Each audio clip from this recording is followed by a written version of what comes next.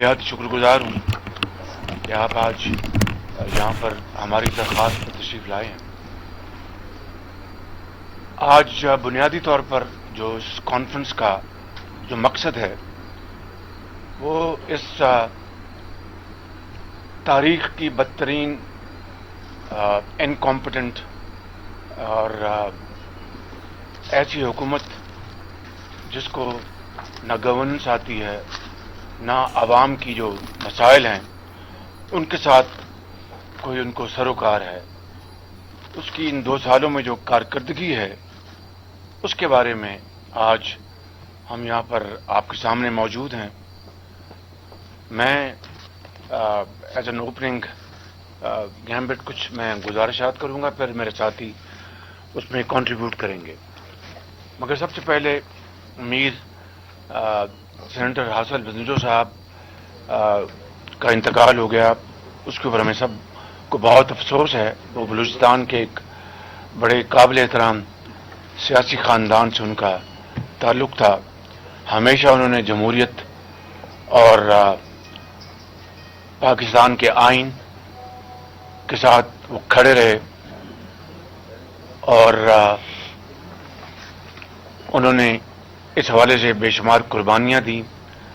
और अभी आज ही मियाँ वाली के एक बड़े सियासी ख़ानदान का एक चश्म चराग़ जनाब गुल हमीद रोकड़ी साहब, उनका भी इंतकाल हो गया है।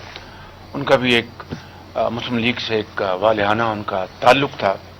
अल्लाह ताला इनको जवार रहमत में जगह अता फरमाए और इनके घर वालों को सब्र जमील अता फरमाए। आज जब हम बात करते हैं इस तब्दीली सरकार की, तो मां सवाए दुखों के, तकालीफ के, मुश्किलात के, और इन 2 सालों में हमें कोई चीज़ नहीं मिलती जिसकी हम कोशिश भी करें तो उसकी पजीराई कर सकें। 2 साल के अंदर महंगाई ने जिस तरह आम आदमी को, एक दुकानदार को, एक रेहड़ीबान को, एक तांगेबान को, एक मजदूर को, एक बेवा को, एक यतीम को, एक मरीज को जिस तरह तबाही के दहाने पहुंचा दिया है, शायद तारीख में इसकी कोई दूसरी शायद मिसाल नहीं मिलती। हम यहां पर अपनी खुद नुमाई के लिए इकट्ठे नहीं हुए, लेकिन क्या करें जब 2 साल इनकी जो कारकर्दगी है, परफॉर्मेंस, उसका मवाजना जब हम PMLN गवर्नमेंट के साथ करते हैं मियां नवाज शरीफ की सरबराही में, तो फिर ये कहना पड़ता है कि नवाज शरीफ के पिछले दौर में 2014 से लेकर 2018 तक जो तारीखी तरक्याती और पाकिस्तान के अवाम की खुशहाली के लिए जो इकदामात और जो मंसूबे तारीख की सबसे आम तरीन मौके के ऊपर और बड़ी बरकतदारी से मुकम्मल हुए, उसकी 72 साल में उसकी कोई दूसरी नज़ीर नहीं मिलती। चाहे वो हजारा की मोटरवे हो, चाहे वो मुल्तान सक्खर मोटरवे हो। आज मैं आपको बताता हूं, मुझे मुसाफिर मिले जो लाहौर से कराची गए या कराची से लाहौर आए और उन्होंने बाय रोड ट्रेवल किया। उन्होंने कहा कि मियां साहब यकीन करें कि अगर सक्खर हैदराबाद जो टुकड़ा है जो मुकम्मल हो जाए तो जो एयरलाइंस के जो मुसाफिर हैं आधे से ज्यादा वो बाय रोड ट्रेवल करेंगे। इतनी शानदार और इतनी आसूदगी और कंफर्ट से लोग ये फासला तय कर सकते हैं अपना घंटों में। आप बताइए कि ये कोई मामूली बात है? गवादर पोर्ट को ले लें, सी पैक के मंसूबों को ले लें। इस हुकूमत की अगर सबसे बड़ी मैं समझता हूं कि इनके खिलाफ बात जाती है तो इन्होंने अपना सी पैक का जिस तरह मजाक उड़ाया, तस्दीक की और इल्जामात लगाए। ये कोई मैं राम कहानी तो बयान नहीं कर रहा, ये फ्लोर द हाउस पर, इस असेंबली के फ्लोर द हाउस पे सी पैक के खिलाफ किस तरह के इल्जामात लगाए गए और आज तक एक धेले की करप्शन साबित नहीं हो सकी। उल्टे हो गए इनके जो हवारी हैं वो उल्टे हो गए। लेकिन चाहे वो आपके एलएनजी के प्रोजेक्ट्स हैं, चाहे वो पाइपलाइन आई कराची से अप कंट्री 1000 किलोमीटर, चाहे वो सी पैक के मंसूबे हैं, चाहे वो दूसरे मंसूबे हैं, मुझे बता दीजिए कि किसी एक मंसूबे में इस नवाज शरीफ के तीसरे दौर में, चाहे वो वफाक के मंसूबे हैं या चाहे वो पंजाब के मंसूबे हैं, एक धेले की, एक दमड़ी की करप्शन लेके आए और उसके मुकाबले में और कितना प्रोपेगेंडा किया हमारे खिलाफ, कितना प्रोपेगेंडा किया हमारे खिलाफ कि शायद इसकी भी कोई दूसरी मिसाल नहीं है। मगर हम अल्लाह ताला का जितना शुक्र अदा करें वो कम है कि वो बात ना ठहर सकी, ना वो बात साबित हो सकी। और आज उसके मुकाबले में आप देखिए कि चीनी की कीमत 100 रुपए से ऊपर चली गई है और चीनी अब इंपोर्ट की जा रही है। पहले लाखों टन एक्सपोर्ट की गई और उसका फॉरेन एक्सचेंज कमाने का मकसद नहीं था।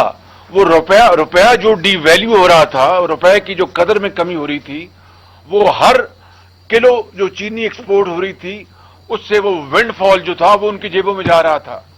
अरबों खरबों रुपए, ये सारी बातें हमारे साथी बता चुके हैं, मैं वक्त नहीं जाया करूंगा।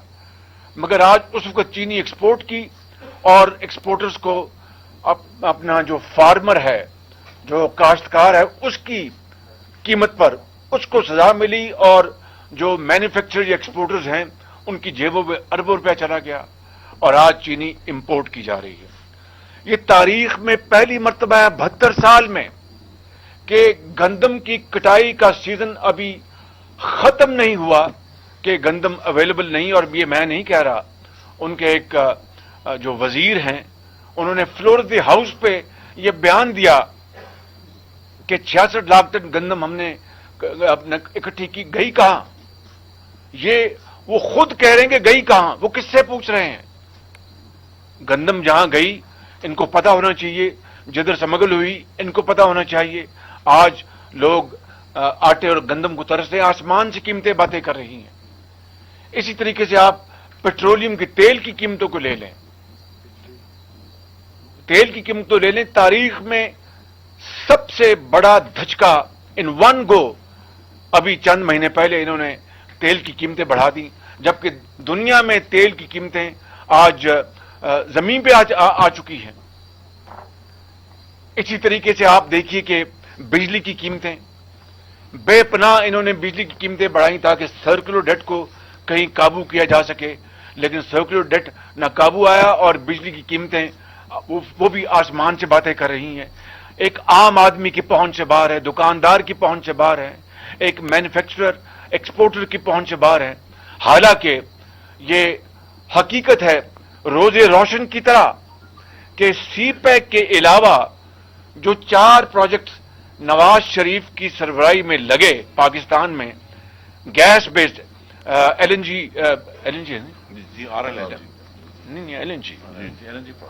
एलएनजी बेस्ड जो प्रोजेक्ट लगे 5000 मेगावाट के, 2 लगाए वफाक ने और 2 लगाए सूबा पंजाब ने। एक उसमें अरबों रुपए की जो बचत हुई उनके लगाने में, वो तो एक अलहदा एक अल्हम्दुलिल्लाह एक माइलस्टोन है। वो बिजली के मंसूबे वो 3 तो चल चुके हैं और चौथा भी अब चलने वाला है। हालांकि इसमें बड़ी ताखीर की इस हुकूमत ने, तो उसकी जो पर यूनिट जो उसकी लागत आती है वो 11-12 रुपए से ज्यादा नहीं है।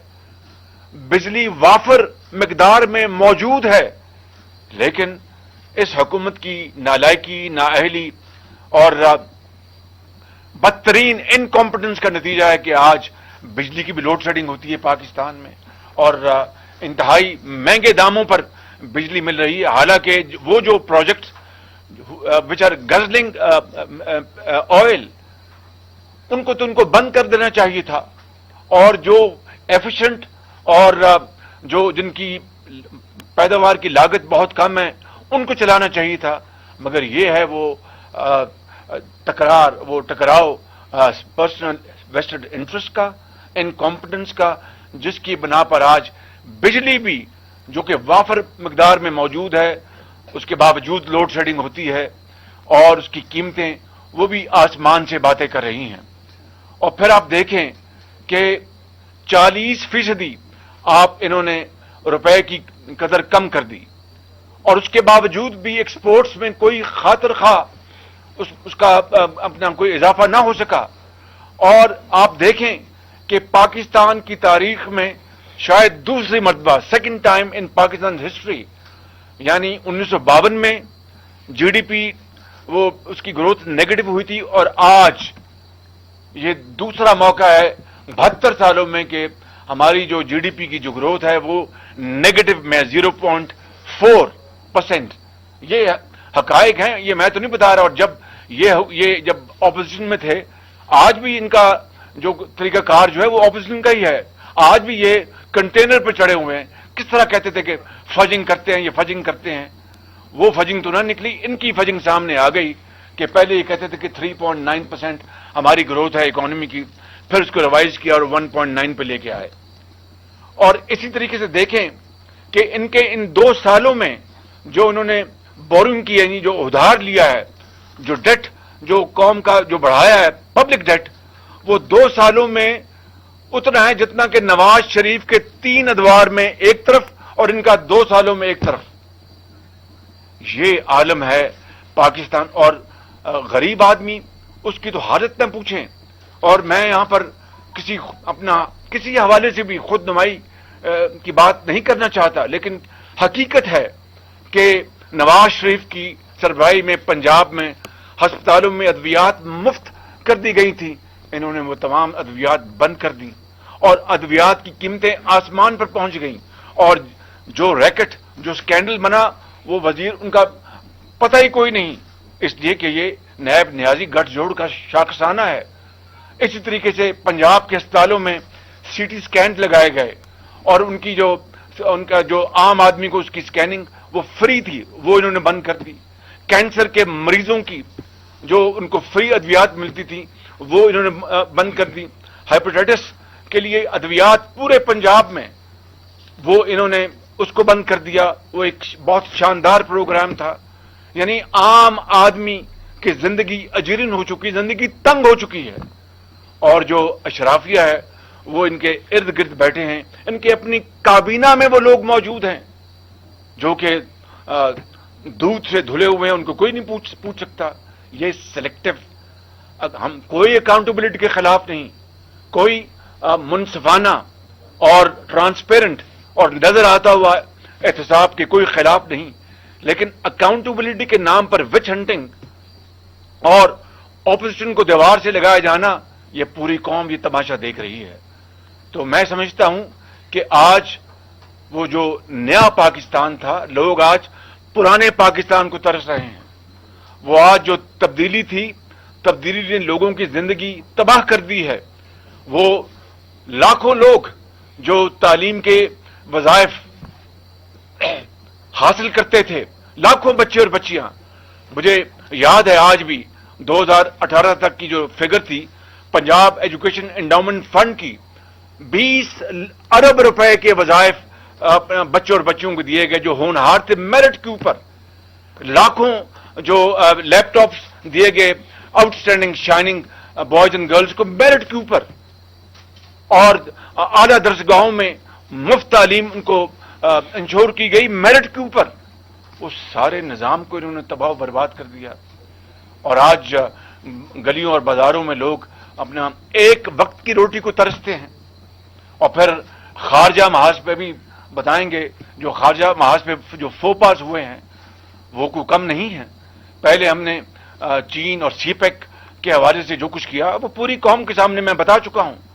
फिर हमारे एक इंतहाई करीबी दोस्त सऊदी अरब से के बारे में जो वजीर खारजा ने जो कुछ कहा वो इतना गैर मुनासिब था कि जो अकल जो है वो दंग रह गई कि एक मंजा हुआ आदमी इस तरह की बात किस तरह कर सकता है, और किस तरह ताल्लुकात अपना उनसे बिगाड़ने में किस हद तक वो चले गए।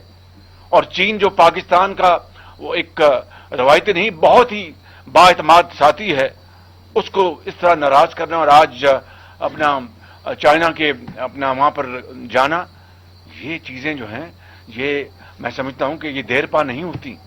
وہ سب سمجھتے ہیں اندر سے کہ یہ ہم سے کیا کر رہے ہیں. دس از آل شارٹ ٹرم. یہ کوئی لانگ ٹرم اپروچ یا پائیدار اپروچ نہیں ہے. تو میں سمجھتا ہوں کہ آج اس حوالے سے آج ہم یہاں پر اکٹھے ہوئے ہیں. میں زیادہ وقت نہیں لینا چاہتا. میں صرف بات کو ختم کروں گا اپنی صرف ایک دو اور گزارشات کر کے کہ اس وقت کووڈ سے آنے سے پہلے لاکھوں لوگ بے روزگار ہو چکے تھے ان کی مکمل انکمپٹنس اور نالائکی کی بنیاد پر. کووڈ کے بعد تو ظاہر ہے کووڈ کا بھی ایک اپنا میسو نیگیٹو امپیکٹ ہوا ہے اور اب لاکھوں لوگ اور بے روزگار ہونے جا رہے ہیں بدقسمتی سے. اللہ تعالیٰ I hope I am proven wrong but حقیقت یہ ہے. اور پھر کاروبار ٹھپ ہے, دکاندار چلا رہا ہے, اور جو نیب نیازی گٹھ جوڑ نے پشاور سے لے کے کراچی تک پوری کی پوری جو ہماری جو انویسٹمنٹ جو کمیونٹی ہے اس کو خوف زدہ کر دیا ہے. افسر شاہی کام کرنے کو تیار نہیں, اور جو جس طرح کے الزامات دیے جا رہے ہیں, جس طرح کی دن رات, اور شبلی فراز جیسا میرے دل میں ان کے لیے احترام ہے.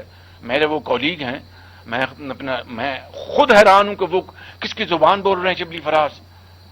تو کہنے کا مقصد یہ ہے میرے بھائیوں اور بزرگوں اور بہنوں کہ آج ہم اکٹھے ہوئے ہیں یہ بتانے کے لیے کہ جو کچھ یہ سلیکٹڈ گورنمنٹ کے لیے کیا گیا اور جو ان کو سپورٹ ملی ہے اس سپورٹ کو اور انپریزیڈنٹڈ سپورٹ ملی, اس کے باوجود بھی یہ جو پاکستان جو اس طرح جا رہا تھا یہ نوز ڈائیو بدقسمتی سے جاری ہے اور اٹ از انویٹڈ. اس میں کوئی ابھی تک کوئی رکاوٹ نہیں آئی. وہ بالکل نیچے جا رہی ہے, ہماری اکانومی نیچے جا رہی ہے, ہماری معیشت نیچے جا رہی ہے, ہماری ایکسپورٹس پروڈکشن ہماری انویسٹمنٹس سب جس کی بات آپ کر لیں. تو کیا وہ پاکستان بہتر تھا یا یہ پاکستان بہتر ہے؟ یہ اس کی ساری تفصیل یہاں پر موجود ہے. میں نے آپ کا بہت وقت لیا اور اس کے حوالے سے اب میں دعوت دوں گا خواجہ آصف صاحب کو. انہوں نے جانا ہے اسمبلی میں, ان کا بزنس ہے, یہ خارجہ کو بات کریں گے.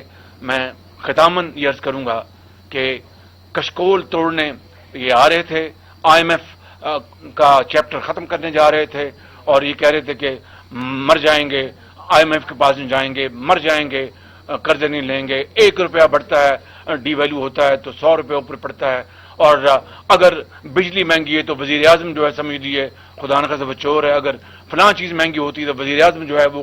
آج یہ ساری باتیں کہاں گئیں؟ آج قوم سوال کرتی ہے, پوچھتی ہے, اور پھر یہ کہہ دینا کہ جناب اپنا گھبراؤ نہیں, ڈرو نہیں اور فکر نہ کرو. اس طرح کیا لوگوں کے پیٹ بھر جائیں گے؟ اس طرح روٹی مل جائے گی؟ آج لوگ روٹی کو, ایک وقت کی روٹی کو ترس رہے ہیں. اللہ کرے کہ پاکستان کے حالات بہتر ہوں. We are responsible sensible opposition, اور ہمیں انہوں نے دیوار سے لگایا. اس کے باوجود گواہ ہے 2 سال کا ریکارڈ کہ فلور آف دی ہاؤس پہ میں نے اور میری پارٹی نے اور باقی اپوزیشن پارٹیز نے پھر بھی اپنا تعاون کا ہاتھ بڑھایا, لیکن جس طرح انہوں نے اس کو دھتکارا اور پایا حقارت سے اس کو دھتکارا, وہ بھی تاریخ کا حصہ ہے. اور اب یہ قوم کو بتائیں, اپنے ریزلٹس بتائیں قوم کو, اور خالی یہ کہنا کہ میں این آر او دوں گا اور فلاں نہیں کروں گا, کیا اس سے لوگوں کے پیٹ بھر جائیں گے؟ Thank you very much. Sir ایک دفعہ کھڑے ہو کے رپورٹ اگر آپ لانچ پکڑ کے ایک دفعہ آپ کھڑے ہو کے لانچ, یہ رپورٹ ہے جی, آج ہم آپ کو ڈسٹریبیوٹ کریں گے.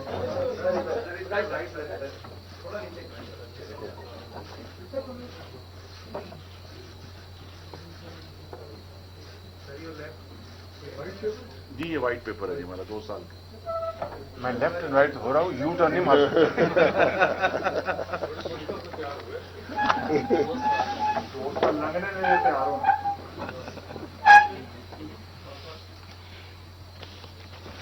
بسم اللہ الرحمن الرحیم.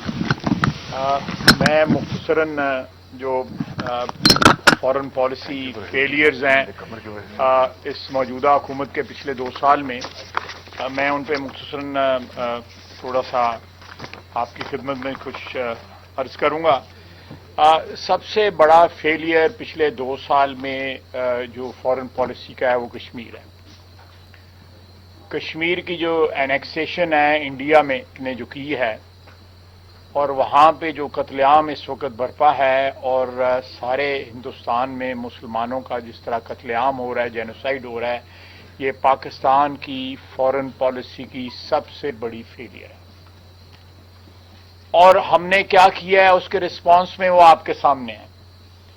ہم نے کبھی کھڑا ہونا تھا 15 منٹ کے لیے، 10 منٹ کے لیے خاموشی اختیار کرنی تھی، پھر کوئی گانا گانا تھا، پھر کوئی ایک ٹانگ پہ کھڑا ہونا تھا، کبھی 2 ٹانگ پہ کھڑا ہونا تھا، اور بس اسی قسم کے گیمکس جو ہے ہم کشمیریوں کا جو یہ بات یاد رکھنی چاہیے کہ کشمیر میں ہمارا خون جو ہے پچھلے 72 سال میں انویسٹ ہوا ہے۔ ہم نے 48 کی جو بڑی جنگ ہے، اس کے بعد 65 کی بڑی جنگ جو ہے وہ کشمیر کے ایشو پہ لڑی۔ ہماری کمٹمنٹ جو ہے ان جنگوں کے ذریعے ڈیمنسٹریٹ ہوئی، اور اس کے بعد بھی جو ہماری جنگ ہندوستان میں ہوئی وہ اس میں ڈائریکٹلی یا انڈائریکٹلی کشمیر کا ایشو انوالو تھا۔ شہیدوں کے لہو سے ان لوگوں نے غداری کی ہے، ان کو ٹانگ پہ کھڑا ہونا یا گانوں کے ذریعے یا کسی اور کے ذریعے جو ہے اس کی طرف جو ہے انہوں نے موڑ دیا ہے۔ کشمیری آج جو ہے ویلی کے اندر اس بات کا انتظار کر رہے ہیں یا اس بات کی دعائیں مانگ رہے ہیں، اپنے شہیدوں کو پاکستانی پرچم میں دفن کر رہے ہیں کہ پاکستان ہماری مدد کو آئے گا۔ یہ فیلئر ہے، ایبجیکٹ فیلئر ہے۔ اور اس کے اوپر جن ممالک نے ہماری حمایت کی، ملیشیا میں انہوں نے جانے سے انکار کر دیا وہاں سے عین وقت میں۔ نہ ان کے ساتھ رہے، نہ سعودی عربیہ کے ساتھ رہے، ادھر کرے نہ ادھر کرے، نہ ادھر کے رہے نہ ادھر کے رہے۔ یہ کانٹرڈکشنز ہیں فارن پالیسی کی کہ آپ نے ایک لابی کو اپیز کرنے کے لیے دوسری لابی کو جو ہے وہ ناراض کیا، اور الٹیمیٹلی دونوں جو ہیں وہ دونوں ناراض ہو گئے۔ سعودی عربیہ ہمارا وہ دوست ہے کہ 71 کی جنگ میں ان کی نیوی کے پاس صرف 2 گن بوٹس تھیں، انہوں نے دونوں کی دونوں ہمیں بھجوا دی۔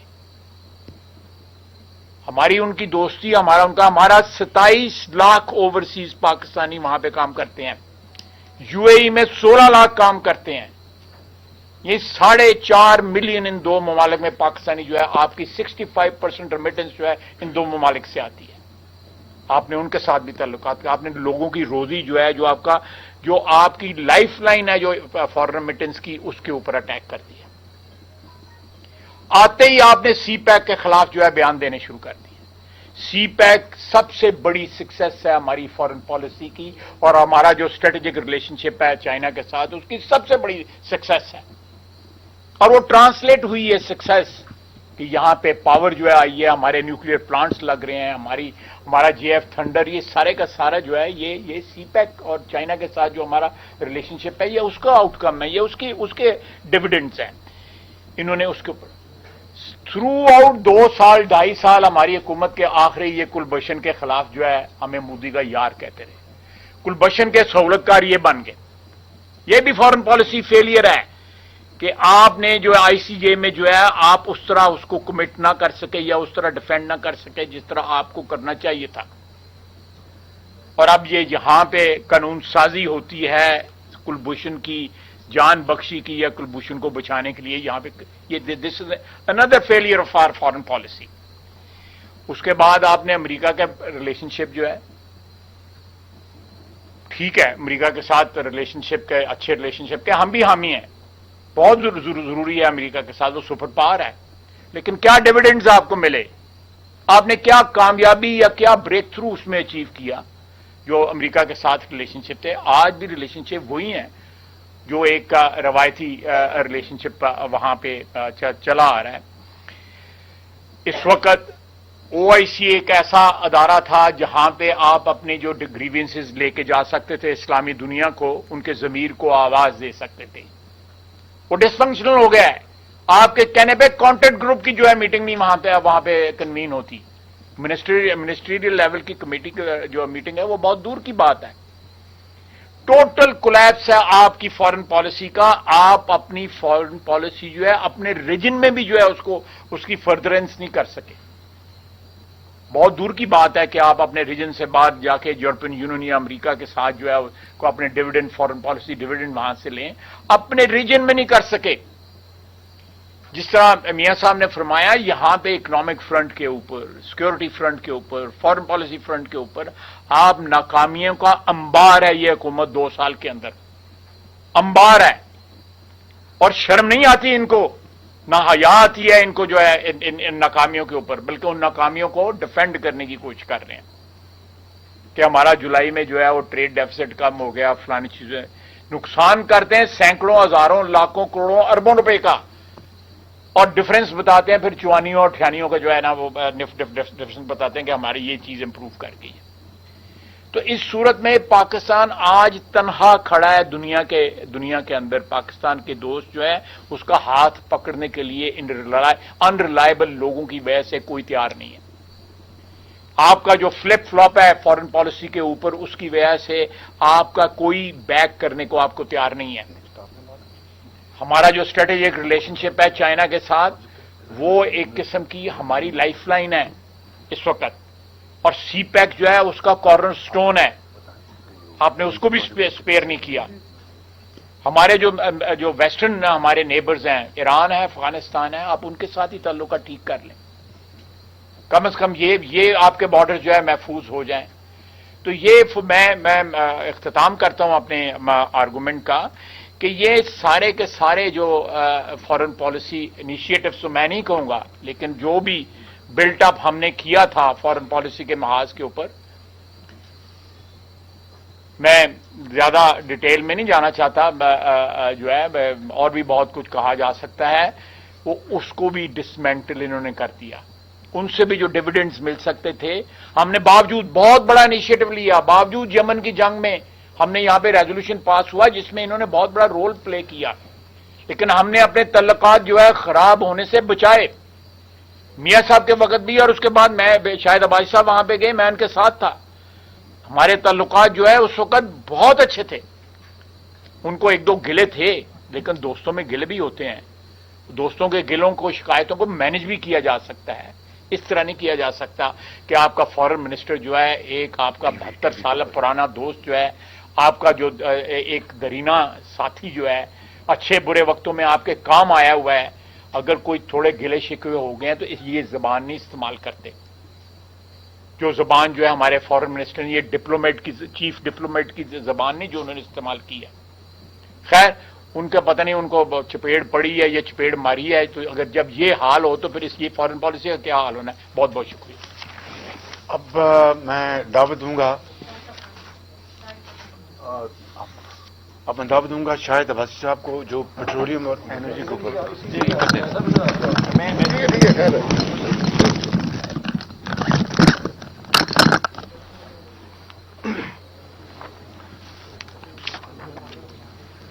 बिस्मिल्लाहिर्रहमानिर्रहीम। एनर्जी 2013 में पाकिस्तान का सबसे बड़ा मसला था। न मुल्क में बिजली थी, न गैस थी। अल्हम्दुलिल्लाह पाकिस्तान मुस्लिम लीग नून की हुकूमत ने दोनों मसाइल हल किए। उस वक्त भी एक बड़ा मसला सर्कुलर डेट का था, आज भी है, लेकिन जो नाकामी इस हुकूमत की सर्कुलर डेट के मामले में है उसकी कोई नजीर नहीं है। और अजीब बात यह है कि वफाकी वज़रा पार्लियामेंट के फ्लोर पर, कौमी असेंबली में, सेनेट में मुकम्मल झूठ बोलते हैं।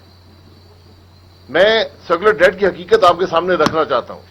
जब हमने हुकूमत छोड़ी, जून 2018 में पाकिस्तान का सर्कुलर डेट 1026 अरब था, 1026 अरब, जिसमें से 580 अरब हमसे पहले का जो पावर होल्डिंग कंपनी थी उसके अंदर मौजूद था, और हमारे दौर में उसमें 462 अरब का इजाफा हुआ।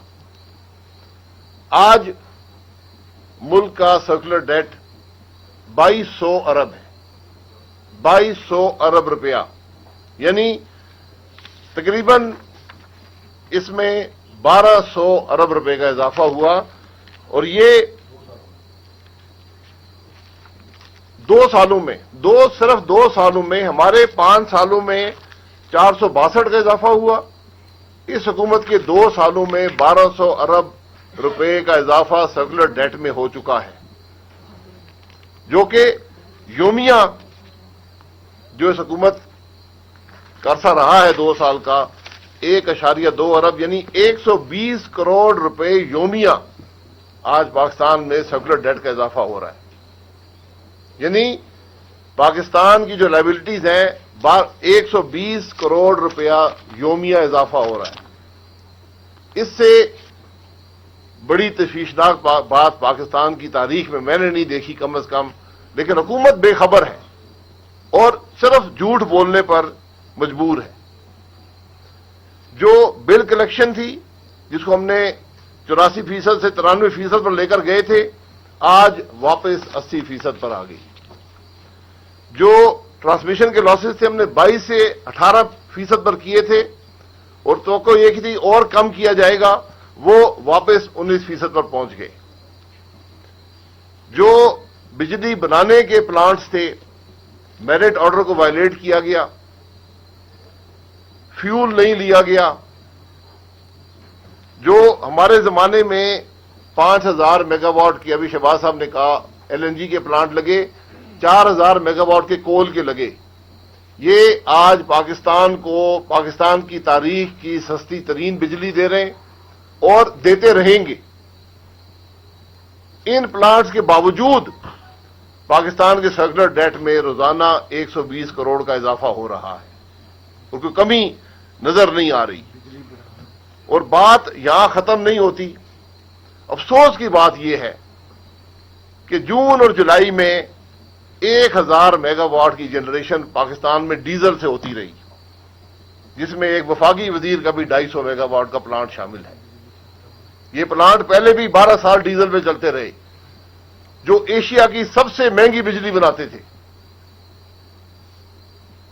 آج وہ پلانٹ جو بند ہوئے, ایل این جی دی گئی, آج جان بوجھ کر ایل این جی بند کی گئی اور یہ پلانٹ ڈیزل پر چلائے گئے. اس کا کوئی جواب دینے والا ہے؟ اب اس کا اثر عوام پر کیا پڑتا ہے؟ اثر گھروں کے بجلی کا ریٹ 30% اضافہ, آپ سب حضرات بجلی کا بل دیتے ہیں, 30% اضافہ ہو چکا ہے. کمرشل میں 57% تک اضافہ ہو چکا ہے. انڈسٹری میں 40% تک اضافہ ہو چکا ہے. جو بلک کنزیومر تھے وہ 55% تک اضافہ ہو چکا ہے. یہ اضافے اس لیے کیے گئے, وزراء نے بتایا کہ ہم سرکولر ڈیٹ کو کنٹرول کر رہے ہیں. یہ جو سرکولر ڈیٹ کا مسئلہ ہے ہم اس کو بجلی کی قیمت بڑھا کر اس کو ختم کرنا چاہتے ہیں. عوام کی جیب سے بھی پیسہ گیا اور آج ملک بھی 120 کروڑ روپے کا یومیہ مقروض ہو رہا ہے.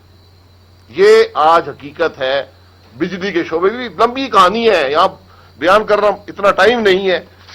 اسی طرح گیس کا معاملہ ہے, 141% اضافہ گیس کے اندر ہے. جو انڈسٹری جس کو بیک بون کہتے ہیں جی ایکسپورٹس نہیں بڑھتی, ایکسپورٹس کیسے بڑھیں گی؟ 600 روپے کی گیس جو ہماری اپنی ملک کی اپنی گیس ہے, 600 روپے کی گیس آج 1200 روپے کو پہنچ گئی. اس کی وجہ ہے یہاں وزیروں نے کہا جی کہ وہ کمپنیاں وہاں بڑا نقصان تھا وہ سرکولر ڈیٹ کا.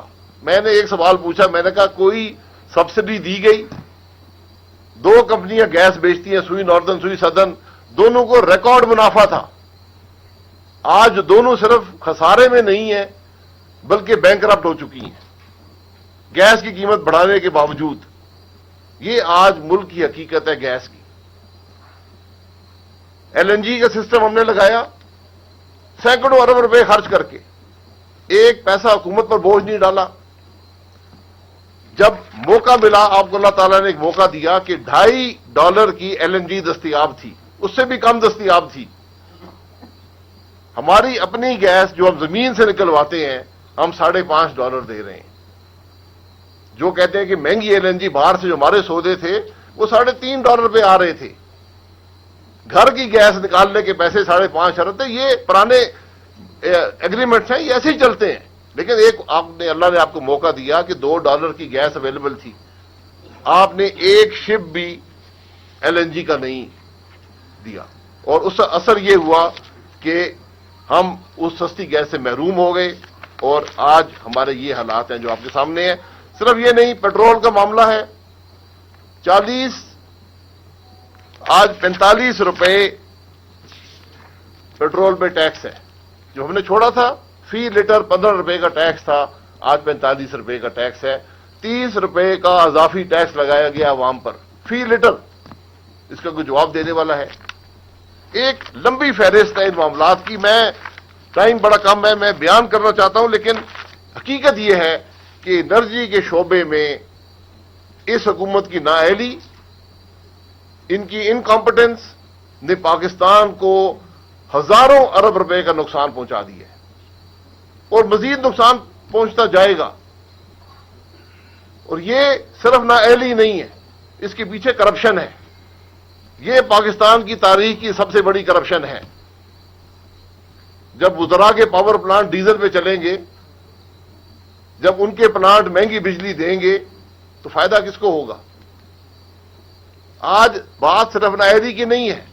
وہ فرنس آئل جس کو بند کیا گیا پاکستان میں، بین لگایا کیبنٹ نے فرنس آئل امپورٹ کر کے، ان ایفیشینٹ پلانٹ چلائے گئے، ڈیزل کے پلانٹ چلائے گئے، LNG نہیں لی کہ وہ سستی بجلی بناتی. اور آج کہتے ہیں جی عوام کو فائدہ پہنچائیں گے. عوام کی جیب سے بھی ڈاکہ، ملک پر بھی ڈاکہ. یہ انرجی کی حقیقت ہے. بہت شکریہ. اب میں نیکسٹ اسپیکر جو سابق وزیر خزانہ مفتاح اسماعیل صاحب کو 5 منٹ کا ٹائم ہے. نہیں، اکانومی میں تو بہت ٹائم لگے گا.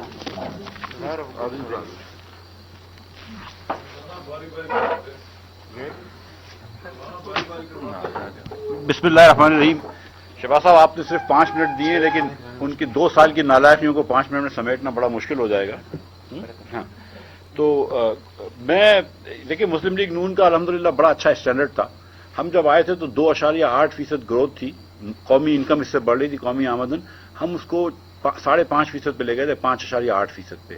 نوکریاں یہاں پہ اویلیبل تھیں. ہم وہ اسٹینڈرڈ نہیں رکھ رہے PTI کو جج کرنے کے لیے. نواز شریف صاحب کو، شہباز شریف صاحب کو، دیگر ہمارے وزراء کو ایکسپیرینس تھا، تجربہ تھا، ایمانداری تھی، سنسیئرٹی تھی، تو وہ اچھا کام کر سکتے تھے. سی پیک کیا. دوسرا، آپ نے خواجہ صاحب نے آپ کو بتایا، ابائی صاحب نے بتایا کہ ہم نے کتنی سکسیسفل کری ہیں انرجی کے شعبے میں وغیرہ. لیکن اب عمران خان کو عمران خان کے اسٹینڈرڈ پہ تو جج کریں گے نا. جو PTI بات کرتی تھی، PTI کہتی تھی کہ مسلم لیگ نون کی حکومت نے بہت زیادہ ڈیفیسٹ کریٹ کرا ہے. اور جو شہباز صاحب نے بات کری کہ میاں صاحب کے 3 ادوار میں اتنی ڈیٹ نہیں بڑھائی گئی جتنی خان صاحب کے 2 سال میں ہو گئی. اب آپ یہ دیکھیے کہ ہم نے 5 سالوں میں 10,000 ارب روپے قرض بڑھایا اس قوم کا، جس کے اندر ہم نے بکی، بلوکی، حویلی، بہادر شاہ لگایا، 1700 کلومیٹر موٹر ویز بنائے، 2 LNG کے ٹرمینلز لگائے، کول کے پلانٹس لگائے، گوادر کے اندر پورا گوادر چینج کر دیا. اور انہوں نے 2 سال کے اندر صرف 2 سال میں 12,000 ارب روپے کا قرض بڑھایا ہے. اور کیا ڈیولپمنٹ کام کیا ہے؟ کچھ بھی نہیں. 800 ارب روپے جو ڈیولپمنٹ بجٹ ہم رکھتے تھے اور خرچ کرتے تھے، وہ اب 400-500 ارب روپے میں آ گیا ہے، جس سے کہ انکم بھی کم ہو گئی، روزگار کا موقع بھی کم ہو گئے. تو انہوں نے اتنا زیادہ اس قوم کو مقروض کیا ہے. پھر اوپر سے وہ غلط بیانی کرتے ہیں کہ یہ مقروض قرض اس لیے بڑھ گیا ہے کہ ہم نے ڈالر کو ڈیویلیو کیا. ایک تو ڈالر بھی انہوں نے ڈیویلیو کیا، ہم نے تو نہیں کہا تھا ان کو. لیکن دوسرا کہ فارن ایکسچینج جو ہوتا ہے وہ پاکستان کا صرف 25% قرض ہوتا ہے، 75% قرض جو ہے وہ اپنی لوکل کرنسی میں ہے. تو اس سے ڈیویلیویشن سے کوئی فرق نہیں پڑتا. تو جب ہم یہ کہتے ہیں کہ 12,000 کا قرض ہوا ہے، تو 12,000 کا ایکچولی انہوں نے قرض بڑھایا ہے اور اس کے یہ رسپانسبل ہیں. اور جب آپ کرنسی ڈیویلیو کریں گے اور قرض بڑھائیں گے تو ظاہر ہے کہ آپ کو انفلیشن آپ کے ملک میں بڑھ جائے گا. 3.9% پہ نواز شریف صاحب، شاہد عباسی صاحب اور مسلم لیگ کی حکومت، شہباز شریف صاحب چھوڑ کے گئے تھے. اس انفلیشن کو آج 12% ہو گیا ہے. اور آپ دیکھیں، آپ سب جانتے ہیں کہ آٹا جو ہے وہ 50، 60، 70 روپے کا ملتا ہے، چینی 100 روپے کی ملتی ہے. لیکن آٹے چینی کو چھوڑ دیں، حالانکہ اس کی بات بہت ہو سکتی ہے اور وہ کیا کرپشن ہوئی ہے یہ سب آپ جانتے ہیں. لیکن اگر آٹے چینی کو چھوڑ دیں تو ٹماٹر سے لے کر دالوں سے لے کر سبزیاں، بہت ہر چیز مہنگی ہوئی ہے. رورل انفلیشن ہوا ہے، رورل فوڈ انفلیشن 18% تک پہنچا ہے. وہ کیوں ہوا ہے؟ کیونکہ پروڈکشن کم ہو گئی ہے. آپ نے فارمرز کو اور غریب لوگوں کو اتنا غریب کر دیا، اور آپ نے فرٹیلائزر وغیرہ کے اندر آپ نے اتنی کمی کر دی، اتنا مہنگا کر دیا. فرٹیلائزر پہ جو ہم سبسڈی دیتے تھے 2% ٹیکس پہ، وہ سب ختم کر دی. تو غریب آدمی کے پاس اتنا پیسہ نہیں تھا کہ وہ اگلے سیزن کی پلانٹنگ کر سکے، جس کی وجہ سے پروڈکشن کی شارٹ فال ہوئی ہے اور اس کی وجہ سے یہ ہوا ہے. اور آپ دیکھیں کہ ہر بڑے چھوٹے کراپ کے اندر، چاول سے لے کر، گنے سے لے کر، آٹے سے لے کر کپاس تک ہر چیز کی پروڈکشن کم ہوئی ہے. تو یہ ایک سامنے چیز رکھنی ضروری ہے. رورل فوڈ انفیکشن جب میں نے آپ کو گزارش کری کہ پروڈکشن کٹس کی وجہ سے ہوا ہے. ڈیویلیویشن انہوں نے کری ہے. ہم 115 پہ چھوڑ کے گئے تھے, کیئر ٹیکر 120 پہ چھوڑ کے گئے تھے, اس کو پہلے سال انہوں نے 164 کرا. جی یہ انہوں نے 164 کرا ڈیویلیویشن کو. اب آپ دیکھیں کہ کبھی ایک مرتبہ ادھر وزیر ان کے آئے تھے, انہوں نے کہا تھا جب 125 کا تھا کہ ڈالر 140 ہو جائے گا. جب وزیر خود کہہ رہے ہیں کہ ڈالر 140 ہو جائے گا تو ہو ہی جائے گا. جب منسٹرز آپ کے رزاق داؤد صاحب نے کہا پاکستان ڈیفالٹ کی نیچ پہ ہے, اسد عمر صاحب کہتے ہیں پاکستان بینکرپسی پہ ہے, تو پھر آپ جب خود یہ کہہ رہے ہیں تو کون بینک آپ کو لون دے کے جائے گا؟ $2 بلین اپریل 2018 کے اندر سٹی بینک والوں نے پاکستان حکومت کو آفر کرے تھے $2 بلین کا لون, جو میں نے منع کر دیا تھا 8% پہ تھا. یہ ہاٹ منی 13.5% پہ لیتے رہے ہیں. کس کو فائدہ ہو رہا ہے وہ ہم چھوڑ دیتے ہیں بات کو, لیکن یہ 13% پہ ہاٹ منی لیتے رہے. 8% پہ ہم نے منع کیا تھا $2 بلین کا. اس کے ساتھ کریڈٹ سوئس کے پیسے ہم نے $600 ملین ری رول کرے تھے اپریل 2018 میں. تو آپ کو دنیا, مسلم لیگ کی حکومت جب تک تھی تو دنیا آپ کو فنڈ کرنا چاہتی تھی. یہ جب آ کے انہوں نے بات کری کہ ہم بینکرپسی پہ ہیں, ہم ڈیفالٹ پہ ہیں, صرف مسلم لیگ کو بدنام کرنے کے لیے جب انہوں نے پاکستان کی معیشت کو تباہ کاری شروع کری تو اس کے بعد لوگ پیچھے ہٹ گئے. اس کے بعد نہ آپ کو پتا تھی کبھی 140 کا ڈالر ہو جائے گا, پھر 130 کا ہو جائے گا. 40% ڈیویلیو کرنے کے بعد آپ ان کی نالائقی کو اندازہ لگا لیں کہ $1 ایکسپورٹ نہیں بڑھا ہے. پہلے سال ایکسپورٹ کم ہوا ہے, پہلے سال ایکسپورٹ 2% کم ہوا ہے, $500 ملین مسلم لیگ سے کم ہوا ہے. اس سال کورونا سے پہلے 8 مہینوں کے اندر ان کی ایکسپورٹ سلو تھی, جو 2 سال پہلے ہم چھوڑ کے گئے تھے اس سے بھی سلو تھی. اور اب جا کے اس مہینے اللہ کا شکر ہے کہ 6 مہینے بڑھی ہے, 6% جولائی میں بڑھی ہے, تو بڑے خوش ہو رہے ہیں. تو بھائی آپ یہ کر بھی لوگے تو ادھر تک پہنچو گے جو مسلم لیگ 2014 میں کر کے گئی ہے. تو آپ کیا باتیں کر رہے ہیں؟ اور 40% آپ نے پاکستان کو سستا کر دیا ہے, 40% سستا کر دیا ہے. And that makes a difference, کیونکہ جس آدمی کو آپ 17,000 روپے آپ تنخواہ دیتے ہیں اس کو $100 تنخواہ ہو گئی ہے, جس کو آپ پہلے جب 15,000 16,000 دیتے تھے تو اس کی $160 تنخواہ تھی. تو آپ نے ہر غریب آدمی کو غریب کر دیا ہے, ہر فکسڈ انکم آدمی کو غریب کر دیا ہے, ہر مزدور کو غریب کر دیا ہے, تاکہ ایکسپورٹر آپ کا بینیفٹ کرے. اور 1 پیسے کا ایکسپورٹ نہیں بڑھا ہے, 1 پیسے کا ایکسپورٹ نہیں بڑھا ہے. سب سے آسان طریقہ نمبر 2 ٹیکس بڑھانے کا ہوتا ہے کہ آپ کرنسی ڈیویلیو کریں. آدھے پیسے جو آپ کو ملتے ہیں پورٹ سے ملتے ہیں, سیل ٹیکس کی مد میں, کسٹم کی مد میں اور انکم ٹیکس کی مد میں. آدھے پیسے آپ کی آمدن جو ہوتی ہے حکومت کی FBR کی پورٹ سے آتی ہے. جب آپ 40% ڈیویلیو کرتے ہیں تو 20% تو بغیر کچھ کرے آپ کو بڑھ جانا چاہیے, سیدھی سیدھی بات ہے. اس کے علاوہ جو باقی آدھا ہے اس کے اندر انفلیشن آتا ہے, اس کی وجہ سے بڑھنا چاہیے. ان لوگوں نے 2 سال کے اندر آج تک مسلم لیگ نون کا وہ ریکارڈ پورا نہیں کیا جو ہم جمع کر کے گئے تھے. پیسے جو 2018 میں ہم جمع کر کے گئے تھے وہ آج پیسے جمع نہیں کرے. اس سال یہ کہتے ہیں کہ یہ 3900 پہ پہنچے, یہ بھی غلط بیانی ہے. 100 ارب روپیہ انہوں نے جو ٹیکس ریفنڈ دیا ہے وہ انہوں نے گرانٹ دکھایا ہے, اور 70 ارب روپے انہوں نے نئے ٹیکس جو ریفنڈ روک کے رکھا ہے, جو کہ 5 سیکٹر کا تھا, جو کہ مسلم لیگ نون نے ایگزمپٹ کیا تھا. تو مسلم لیگ نون نے ایگزمپٹ کیا تھا 5 سیکٹر کو, ایکسپورٹ کے سیکٹرز پہ انہوں نے ٹیکس لگا دیے ہیں. تو انہوں نے اور 700 بلین کے نئے ٹیکس لگا, اس کے باوجود ٹیکس نہیں جمع کرا. اور میں آپ کو معذرت کے ساتھ کہتا ہوں کہ آج پہلی مرتبہ, یہ نہیں ہوا تھا کبھی بھی اللہ کی مہربانی سے مسلم لیگ کی حکومت میں, آج پہلی مرتبہ آپ کو ریفنڈ جو ہے وہ پیسوں میں ملتا ہے. یہ آپ معلوم کر لیجئے, میں نہیں بولتا ہوں اس کے بارے, لیکن آپ کو پرسنٹیج پہ اب ریفنڈ ملتا ہے. مسلم لیگ نون کی حکومت ریفنڈ دیتی تھی یا نہیں دیتی تھی, کبھی بےمانی نہیں کرتی تھی. نہ ہم نے کسی کو آؤٹ آف ٹرن ریفنڈ دیا ہے. یہ بھی اخبار میں بات آ چکی ہے کہ 16 ارب روپے کا آؤٹ آف ٹرن ریفنڈ ملا ہے. لیکن میرے خیال سے خرم بھائی یا کوئی اور میرے دوست جو ہیں وہ کرپشن پہ بات کریں گے, میں معیشت پہ ہی رکتا ہوں. تو ایکسپورٹ انہوں نے نہیں بڑھائی. اچھا, اس کے بعد لارج اسکیل مینوفیکچرنگ کم ہو گئی, ہر مینوفیکچرنگ کم ہو گئی, لارج اسکیل مینوفیکچرنگ کم ہو گئی. پھر کرونا کا بہانہ نہیں کریں پلیز. کرونا سے پہلے لارج اسکیل مینوفیکچرنگ کم ہوئی تھی, پچھلے سال 2% کم ہوئی تھی, اس سال 10% کم ہوئی ہے. کرونا سے پہلے بھی 4-5% کم ہو رہی تھی. لارج اسکیل مینوفیکچر نہیں ہوگی تو نوکریاں کہاں سے ملیں گی؟ ایگریکلچر تو آپ نے ہر پروڈکشن ڈاؤن کر دی ہے, فارمر کو تو آپ نے سیریسلی غریب کر دیا ہے, آپ نے مزدور کو غریب کر دیا ہے. اس کے بعد آپ نے لارج اسکیل مینوفیکچرنگ کم کر دی, اور جب معیشت پوری رک گئی تو امپورٹ کم ہو گیا. امپورٹ کم ہو گیا تو یہ بولتے ہیں اچھا کرنٹ اکاؤنٹ ڈیفیسٹ کم ہو گیا. اب مجھے اگر آپ 1 منٹ دیں تو کرنٹ اکاؤنٹ ڈیفیسٹ کیا ہوتا ہے؟ جب حکومت اپنا وفاقی بجٹ کا ڈیفیسٹ کرتی ہے, فسکل ڈیفیسٹ اس کو بولتے ہیں. جب فسکل ڈیفیسٹ ہوگا تو آپ کو وہ پورا کرنے کے لیے کہیں سے پیسے چاہیے.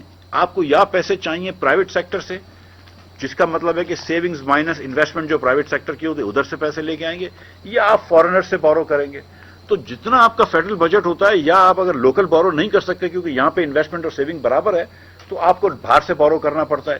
یہ اگر اس وقت کرنٹ اکاؤنٹ ڈیفیسٹ آج کا کم کر رہے ہیں اور لیکن بجٹ ڈیفیسٹ بڑا کر رہے ہیں تو فیوچر کا کرنٹ اکاؤنٹ ڈیفیسٹ آج بک کر رہے ہیں. یہ کیپٹل اکاؤنٹ میں اتنا قرض بڑھا رہے ہیں تو یہ کوئی بڑی بات نہیں ہے. اور آپ پوری معیشت روک دیں اور آپ بولیں کہ یار اچھا پوری معیشت رک گئی, امپورٹ رک گئے, تو یہ کون سا آپ نے تیر چلا لیے؟ اور امپورٹ کم کوئی سر دنیا کی کوئی اکانومی نہیں چلتی جس کا امپورٹ کم ہو. امپورٹ بھی بڑھانا ہے آپ کو, ایکسپورٹ زیادہ اس سے تیزی سے بڑھانا ہے. آپ یہ کام کرنے کے لیے تو آپ ہفتے میں 4 دن کراچی پورٹ کو بند کر دیتے, امپورٹ ویسے ہی کم ہو جاتی, تالا لگا دیتے. مطلب سیریسلی اس میں کیا آپ نے کر لیا؟ اس کی وجہ سے آپ کی نیشنل انکم کم ہو گئی. جو پاکستانی کی انکم $1652 تھی, $1652 جو 2018 میں تھی, اس پاکستانی کی آج انکم جو ہے وہ $1380 ہے. تو انہوں نے 16% ہر پاکستانی کو غریب کر دیا ہے. اور اس کی بات بھی نہیں کر رہا ہوں میں کہ چیزیں مہنگی ہو گئی. ریئل ٹرم میں ہر پاکستانی آج 25% غریب ہے compare to what he was. 25% غریب ہے. 16% تو آپ نے غریب کر دیا صرف ڈالر ٹرمز کے اندر. ہر چیز آپ نے مہنگی کر دی, اور جو آپ نے مہنگائی کری ہے وہ موسٹلی غریب اسپیسیفک مہنگائی کری ہے. میں یہ نہیں کہہ رہا ہوں کہ اس اکانومی میں لوزرز ہیں اور ونرز نہیں ہیں, بالکل ونرز ہیں. جن ملوں نے شوگر نہیں بیچی تھی اور ان کو پتا تھی کہ ریبیٹ ملے گا پنجاب حکومت سے اور اپنے ذخیرہ کر لیا تھا, وہ ونرز ہیں اس اکانومی کے اندر. جن چکیوں نے اسمگل کرا دیا اور آٹا مارکیٹ میں نہیں بیچا, وہ ونرز ہیں اس اکانومی میں. لیکن وہ چند لوگ ہیں, باقی ہم سب جو ہیں وہ لوزرز ہیں. اور اس کے بعد 2 آخری بات کر دوں کہ یہ جب 16% لوگوں کو غریب کر دیتے ہیں ڈالر ٹرم میں اور 25% ریئل ٹرمز میں, تو لوگ کیا کریں گے؟ تو اس لیے آپ دیکھیں کہ 15 سے 20 لاکھ لوگ کروڑوں سے پہلے بے روزگار ہو گئے تھے, اب 40 لاکھ کا. یہ تخمینہ میرا نہیں ہے, یہ ڈاکٹر حفیظ پاشا صاحب بھی کہتے ہیں. 60 سے 80 لاکھ لوگوں کو آپ نے خط غربت کے نیچے کر دیا, ایبجیکٹ پاورٹی کے نیچے, جن کی آمدن $2 پر ڈے سے کم ہے.